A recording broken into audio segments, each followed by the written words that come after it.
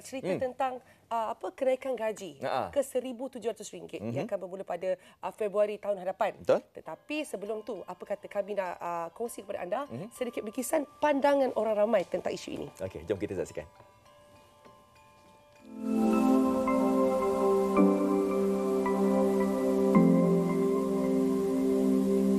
Okeylah, dia naik 1,700 sebab ekonomi zaman sekarang kan macam dah naik kan. So berbaloi lah dia naik 1,700. Tapi kalau ekonomi tu naik, rasa macam sama je lah dengan gaji yang sekarang. Gaji yang dia naik 1,700 tu macam tu. Kalau boleh up lagi lah, sebab ada certain kita perlukan duit guna. So perlulah naik sikit. 1,700 macam 1,800 ke naik 500 pun boleh lah tu. Sebenarnya cukup je untuk kita, as long tak membazir sebenarnya. Cukup je kalau duit tu kita tak pakai banyak. Kalau kita pandai planning semua tu, cukup je. Kalau untuk ekonomi sekarang ni, memang cukup je lah. Tak ada apa kalau kita guna dengan jimat cermat. Untuk guna-gunaan penting harian, boleh cukup je. Bagi saya, kalau sebagai seorang pekerja, memanglah kita suka kan gaji 1,700 semua pakai. Tapi dengan ekonomi sekarang ni memang okey lah. Okey sangat-sangat lah. Tapi kalau bagi majikan agak macam ni sikit lah. Tapi kita follow je lah. Saya rasa tak cukup sebab kos sara hidup sekarang sedang meningkat, and saya sebagai student pun tengah sewa luar and also kena tanggung kos makanan, transport and everything. So bagi I rasa macam tak cukup lah. On top of that ada responsibilities for my parents juga. So at the end of the day tinggal berapa ratus for me to guna untuk diri sendiri je. Okey, bagi pendapat saya setuju sebab dengan ekonomi sekarang yang semakin meningkat, dengan gaji 1,700 tu berbaloi lah daripada 1,500. Maksudnya ada tambahan sikit lah daripada gaji sebelum ni kan 1,500. So ada berbaloi lah, mungkin ada penambahan sikit, boleh buat saving sikit. Saya rasa kalau ditanyakan kepada semua responden kita, sudah pastinya semua akan bersetujulah. Takkan ada orang yang cakap mungkin bersetuju, tapi mungkin kadar itu berbeza-beza lah. Mungkin yang beranggapan bahawa 200, 300 dan sebagainya. Ada yang kata kalau boleh itu 500 kan. Tapi sedikit sebanyak apa yang dibuat oleh kerajaan ini dapat membuatkan kehidupan kita sebagai pekerja ni dapat hidup lebih selesa. Apatah lagi dengan keadaan kos hidup yang semakin tinggi sekarang ni kan. Ya, betul. Dan seperti yang dijanjikan, kami bawakan kepada anda dua panel kita. Saya perkenalkan dulu. Kita ada Encik Edwin Ng, Pengerusi Samanta Sentral. Samanta iaitu Persatuan Perusahaan Kecil dan Sederhana Malaysia. Hai. Selamat pagi. Selamat pagi, Mr. Edwin. Selamat pagi. Dan juga kita ada daripada Kangak Perlis. Profesor Media Teknologis Dr. Muhammad Zulkifli Mak Juno, Pensyarah Kanan, Jabatan Perniagaan Fakulti Perniagaan dan Komunikasi Universiti Malaysia Perlis. Assalamualaikum, selamat pagi. Assalamualaikum. Selamat pagi semua. Pagi. Terima kasih banyak sebab sudi berkongsi kiranya hari inilah pendapatnya. Okey, baik. Jadi soalan pertama saya nak tanya ni dulu kepada Encik Edwin Ng. Gaji dinaikkan kepada RM1,700. Adakah ia wajar dilakukan? Silakan. Wajar tak wajar. Ni susah nak cakap sebab kalau dari pihak pekerja semua memang sukalah kan. Tapi dari Samanta kami fahamlah tujuan kerajaan kenapa naikkan gaji ke 1,700 untuk memastikan rakyat dapat pendapatan mencukupi untuk menampung kos sara hidup. Banyak yang kata tadi kos sara hidup ni semakin meningkat kan. Tapi dari pihak Samanta dengan ahli-ahli kita rasa mungkin 1,700 mungkin tak bertepatan dengan keadaan semasa kebanyakan PKS atau perusahaan kecil dan sederhana, terutamanya yang beroperasi dengan margin yang sangat terhad. Sebab yang mana banyak yang tak tahu, kos operasi yang sekarang sedang naik banyak. Majoriti PKS hanya yang kita ada buat kaji selidik, majoriti PKS hanya ada aliran tunai untuk 2 bulan saja. Walaupun dia nampak pendapatan dia nampak meningkat, tapi memang ada besar tekanan pada keuntungan mereka. Tambahan pula Kerajaan juga ada beritahu yang akan melaksanakan 2% atas dividen. Tapi kebanyakan pengusaha tak angkat salary, tak ada gaji. Dia orang angkat dividen ni. Jadi ia seperti mana tax atas tax. So buktinya pada 2022 selepas kenaikan gaji minimum ke 1,500, itu adalah sebanyak 25% dari 1,100, kita actually kehilangan 13% PKS ataupun lebih kurang 156,000 perniagaan. Ini dalam data ini menunjukkan impak yang banyak, yang sangat ketara pada sektor PKS. Itu antara kesannya lah bagi perusahaan kecil dan juga sederhana. Okey, kita nak tanya kepada Prof Zulkifli pula. Kalau bercakap tentang konteks kita menaikkan kadar gaji minimum ni kepada 1,700 ni, dalam konteks ekonomi pula bagaimana kan? Dan kita juga ingin melihat bagaimana agaknya majikan ini dapat menampung tambahan RM200 ni di masa yang akan datang, Prof. Okey, terima kasih soalan tersebut.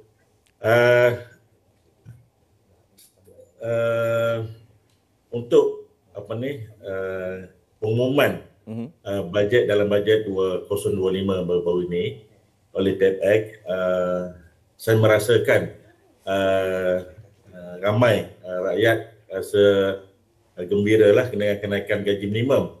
Namun begitu, kita kena lihat dari segi konteks keseluruhan. Bagaimana kenaikan gaji minimum ini memberi impak yang besar kepada dua-dua pihak, majikan dan juga masyarakat ataupun pekerja secara umumnya. Dan kalau kita lihat dari segi ekonomi, kenaikan di sebanyak 200 gaji minimum bermula Februari tahun depan ni, kalau di bandar bagi saya lah tidak terasa sangatlah kenaikan tersebut berbanding dengan pekerja yang bekerja di luar bandar. Bagi pekerja yang berada di luar bandar, kebanyakan rasa bersyukurlah kerana kenaikan tersebut memberi lebihan tunai sedikit dengan kos hidup yang rendah. Tetapi berbanding pekerja di kawasan bandar, kenaikan 200 itu tidak memberi impak yang cukup besar. Namun begitu, saya yakin bahawa kerajaan sudah meneliti berkaitan dengan bagaimana untuk menampung balik dari segi plan pengawalan kos hidup secara menyeluruh, terutamanya dari segi subsidi latihan. Sebab bagi saya majikan perlukan produktiviti dan juga peningkatan kemahiran, dan saya yakin kenaikan gaji tersebut akan dari sudut ekonomi dan daya saing. Mesti kenaikan itu selaras dengan produktiviti dan juga daya saing. Dan saya yakin kerajaan akan meneliti aspek-aspek tersebut. Baik, mungkin kita tanyakan juga kepada Encik Edwin tentang bagaimana agaknya kenaikan ini memberi kesan kepada peniaga kecil, mikro dan juga sederhana, dan bagaimana agaknya penerimaan dan kiranya persediaan untuk ke Februari tahun hadapan. Silakan Encik Edwin. Yang seperti mana Prof cakap tadi, I setuju sangat sebab kesannya akan dirasai berbeza mengikut lokasi dan sektor. So PKS seperti mana Profesor cakap tadi, PKS di bandar kecil ataupun di Sabah Sarawak akan hadapi cabaran yang sangat besar, yang lebih besar berbanding kawasan bandar seperti Lembah Kelang, Pulau Pinang ataupun Johor, sebab mereka mempunyai gaji median yang melebihi 1,700 dah. So lebih 84 ke 85% PKS kita adalah dalam sektor perkhidmatan, terutamanya peruncitan dan F&B, di mana ada pula sektor yang cakap, kita buat otomasi lah, kita buat otomasi semua.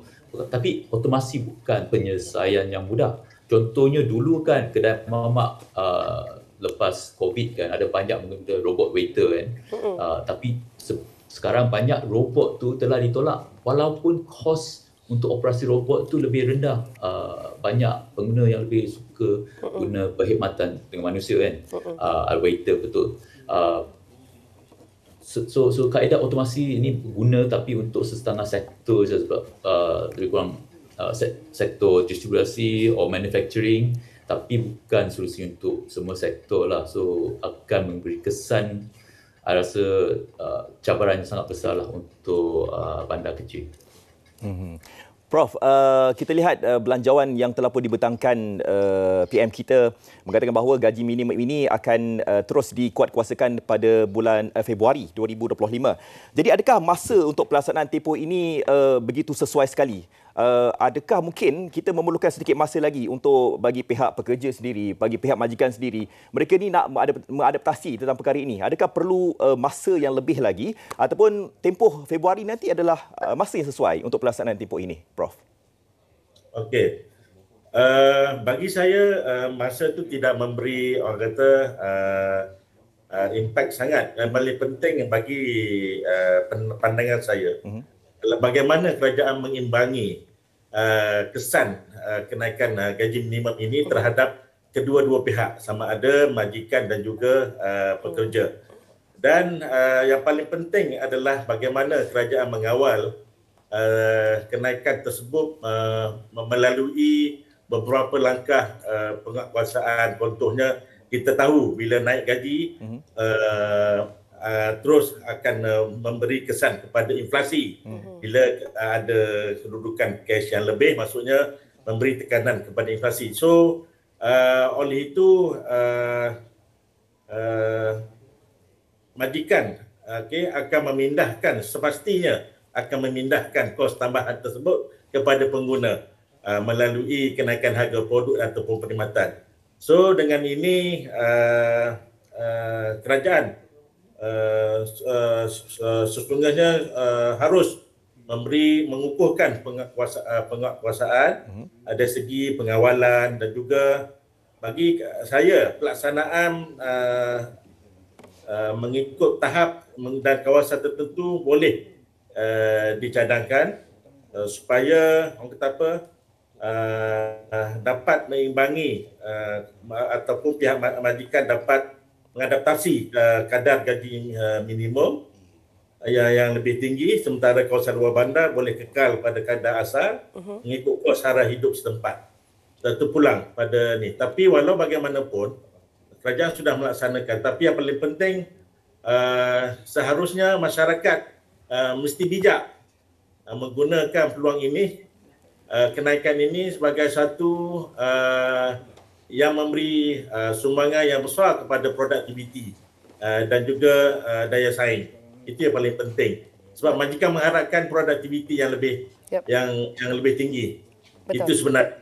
Ya. Saya juga ada terbaca tentang bagaimana majikan mengatakan kita harus tumpukan untuk tingkatkan kemahiran bekerja supaya katanya berbaloi dan juga kiranya apa yang dibayar itu kiranya setimpal. Dan mungkin kita minta kepada Encik Edwin kata-kata terakhir, mungkin boleh kongsikan sedikit harapan anda dan juga cadangan tentang kenaikan ini. Silakan.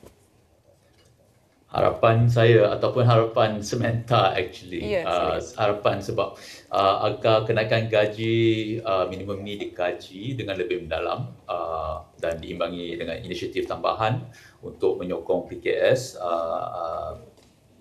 di mana saya rasa kalau PKS dibagi lebih ruang masa untuk melaksanakan ini dari segi dulu kita lihat masa dia meningkat gaji minimum ini, ada bisnes yang ada 5 orang ke bawah diberi 8 bulan tangguhan. Bukan semua sekaligus ia melaksanakan gaji minimum ini. Kedua, mungkin mengurangkan kos operasi lain seperti fee untuk pihak berkuasa tempatan atau memasukkan ada satu lagi EPF kepada pekerja asing. Ini boleh mengurangkan kos operasi kebanyakan PKS. Last sekali, saya rasa saya setuju dengan Profesor, fokus kepada peningkatan kemahiran pekerja dan produktiviti. Ini ketiga cadangan Samantha yang ataupun harapan kita lah. Baik. Betul lah kan, dengan kadar gaji minimum ni dapat memberikan sikit semangat lah kan, agar kita ni dapat meningkatkan produktiviti kita punya kerjaya kan, dalam masa sama juga dapat menyaksikan peningkatan syarikat terbabit. Baik, terima kasih diucapkan kepada kedua-duanya bagi berkongsi tentang kadar gaji minimum yang telah pun ditetapkan oleh kerajaan. Terima kasih kepada Encik Edwin dan juga Prof Zulkifli. Baik. Topik yang menarik.